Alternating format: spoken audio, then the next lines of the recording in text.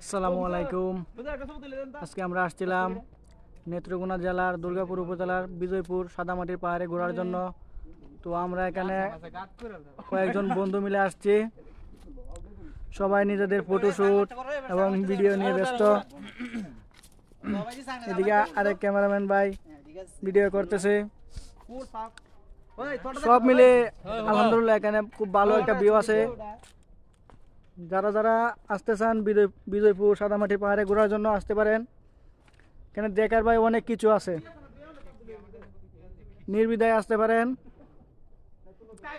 এবং অবশ্যই সাবস্ক্রাইব করে পাশে থাকবেন। আমি আপনাদের পরবর্তীতে নেত্রকোনা থেকে দুর্গাপুর আসার কিভাবে আসবেন সব আসার বিষয় নিয়ে আমি আপনাদের পরবর্তীতে পুরো একটা ব্লগ দেওয়ার চেষ্টা করব।